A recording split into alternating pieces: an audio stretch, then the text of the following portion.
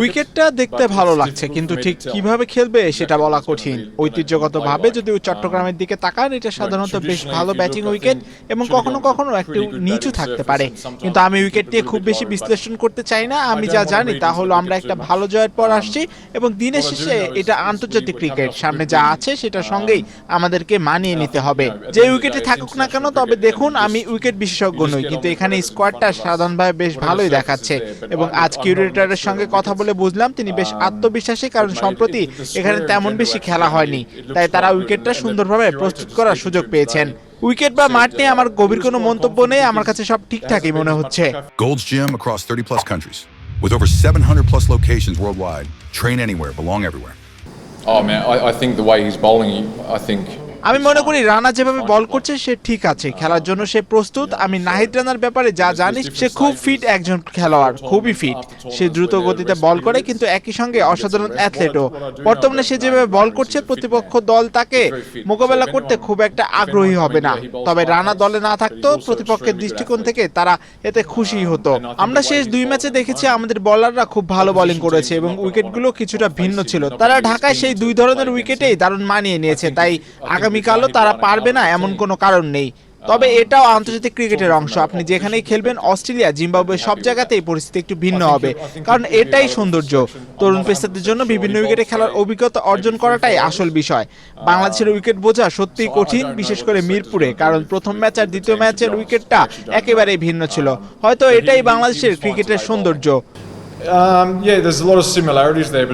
হ্যাঁ, নাহিদের সঙ্গে আমার কিছু মিল আছে, আবার কিছু পার্থক্য আছে। সে খুব ফিট, আমার চেয়েও বেশি ফিট।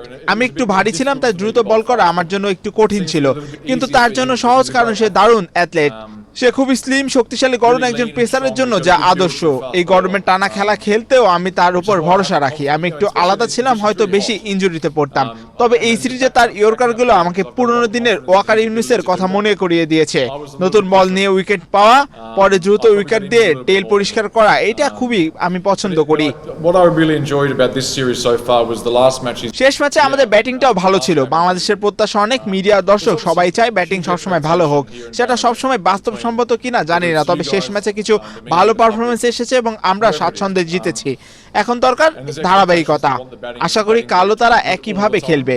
দলে কিছু পরিবর্তন হয়েছে আগের তুলনায়, তবে এখনো অভিজ্ঞ ব্যাটসম্যান আছে। আমরা এটাকে অজুহাত হিসেবে দেখছি না, আমরা চাই প্রতিনিয়ত উন্নতি হোক এবং খেলোয়াড়রা ম্যাচ জেতানোর দায়িত্ব নিক। সিরিজ জয়ের চাপ সবসময় থাকে, এটা আন্তর্জাতিক ক্রিকেটের একটি সর্বোচ্চ পর্যায়ে। বিশেষ করে যখন আপনি আগের ম্যাচ জিতে ভালো অবস্থানে থাকেন, তখন জেতার প্রত্যাশা অনেক থাকে। এটা নিয়ে আধুনিক টি-20 ক্রিকেটে ফাস্ট বোলারদের অনেক ভ্যারিয়েশন করার প্রলোভন থাকে, তবে নাহিদের সঙ্গে কথা বলে মনে হয়েছে সে অনেক বুদ্ধিমান। এখন যেটা কাজ করছে সেটাই চালিয়ে যাওয়া উচিত। তার স্লোয়ার বল আছে, তবে প্রয়োজন না হলে ব্যবহার করার দরকার নেই। অন্যদের জন্য স্লোয়ার বল গুরুত্বপূর্ণ, কিন্তু নাহিদের শক্তিশালী বাউন্সার আছে। সে এখন তার গতি এবং বাউন্স দিয়ে উইকেট নিতে পারছে।